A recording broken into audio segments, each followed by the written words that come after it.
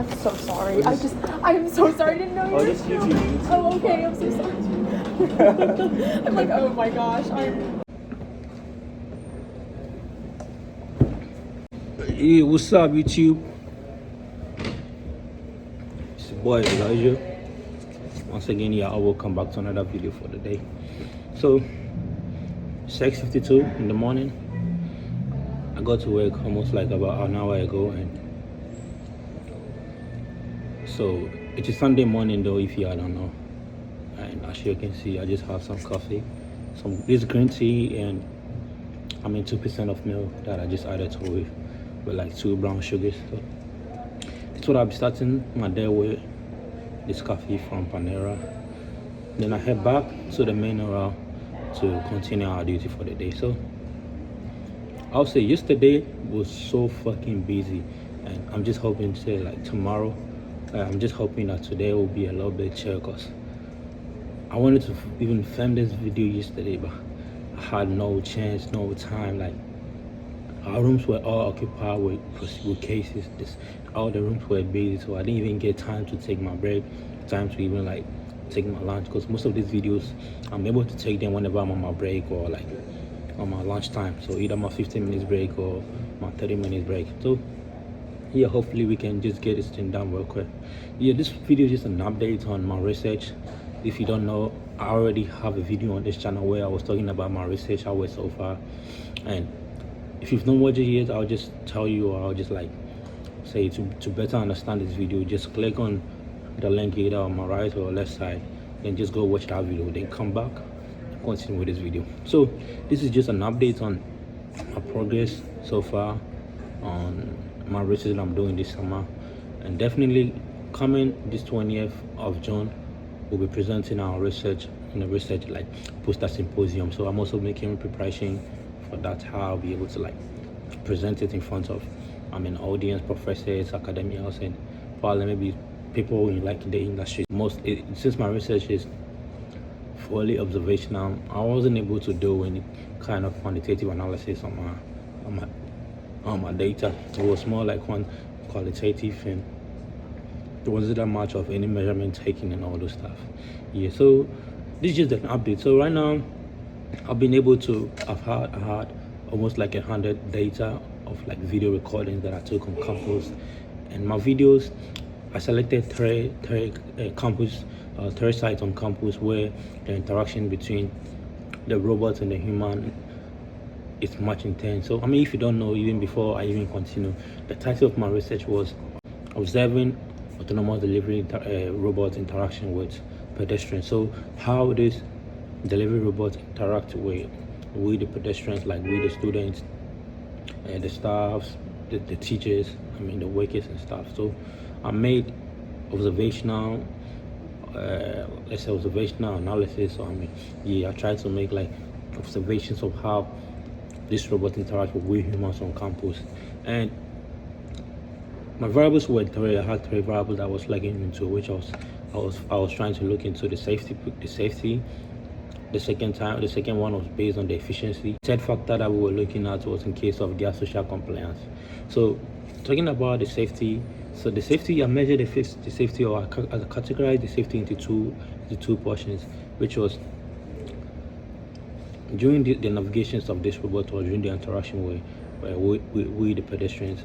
Is there any conflict involved? So the conflict was, I'll say, like, the conflict was the main variable regarding to, or me describing the safety. So I use conflict because most of the times I observe that whenever these robots are navigating to delivery addresses, to their customers' addresses, most of them are conflict. It can either be like a moderate conflict or sometimes dangerous. So if I say moderate, it should be in a case whereby you don't see any collisions, you just see some kind of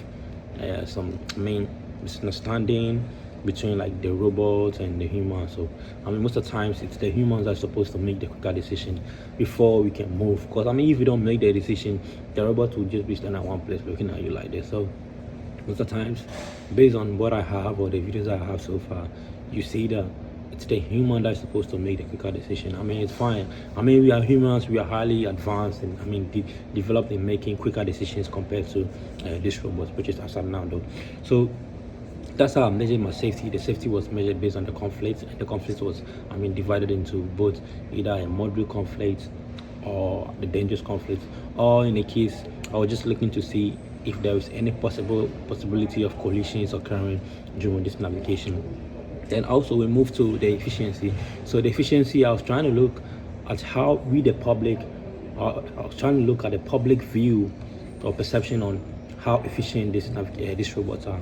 So whenever I see someone had an interaction with these robots, I just go to the person and I just do like a few minutes of interview. So the interview or the questionnaire that I ask is, do you see this robot, or do you find this robot to be highly efficient, to be efficient? And based on the answer that I get, I just will document them. So I was able to get about 35 or per year, almost 35 to 50 of like interviews. And right now, most people, if I was saying, most people said yes. They think, or there's a perception, or they think that these robots have an efficient navigation. That's what they think. And right now, even from my efficiency, due to how small my sample size is, I'm thinking that I cannot even make a solid conclusion on based on my data, because looking at the normal semesters whereby we have about 40,000, 30,000 plus students, you should be able to get, when like in research like this, when your sample sizes are a lot, we can highly validate like your conclusion or validate your hypothesis.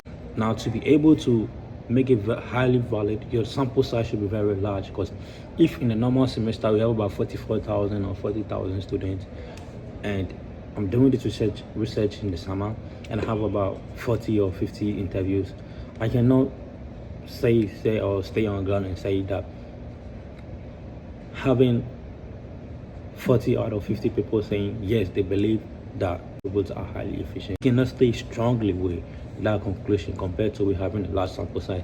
So that was one of my limitations in this research that I was doing. So compare the last one we did about was the social compliance. So if I say social compliance, what I mean is, let me say one more.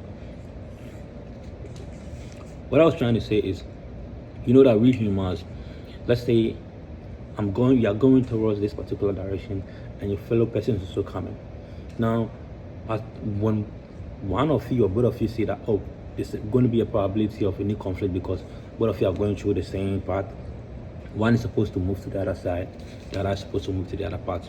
So I was trying to say, if this robot is equipped with this kind of decision making, now based on my observation also right now, I see that most of the times the decision is supposed to be made by you, the humans, because if you neglect, and sometimes I take a video and I do a one-on-one interaction with the robot, and you could see that the robot moves way closer towards me before trying to make it stop. And if that keeps on happening, there's probably going to be a possibility of a collision or conflict occurring. Because let's say in a case whereby we humans always are on our phones, okay, so if I didn't see this robots coming from afar, and I was just going, before I realized I just bumped into this robot, and I might fall, a disaster might occur, which would be like a safety violation. So I was trying to see if these robots are equipped with this kind of decision making, that they will be able to make decisions at a further distance before getting even closer to we the humans.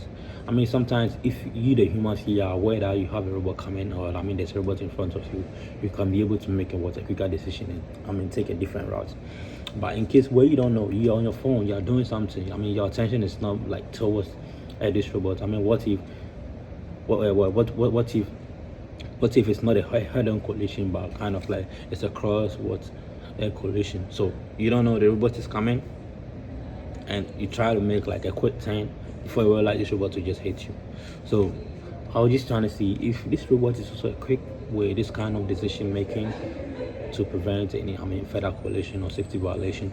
So that's all I have for my research, and I'm still on the review processing, and I'm supposed to finish writing my report and also make a poster, because for our symposium we are doing a poster it's a poster that we are doing. It's a poster session, and you're supposed to make a poster. I think a 48 by 36 dimension for the poster, of which I'm still working on it. Right now, I've been able to. I have my introduction done, my abstract done, I have my methodology done, and the only thing I'm working on, I have to work on right now, is my results. Draw down, write down my discussion, probably make some conclusion, then we just end it. So hopefully I should be able to get everything done quicker, send it to my mentor for review, and if everything is perfect, I can just get ready or get the poster printed and prepare for my research symposium.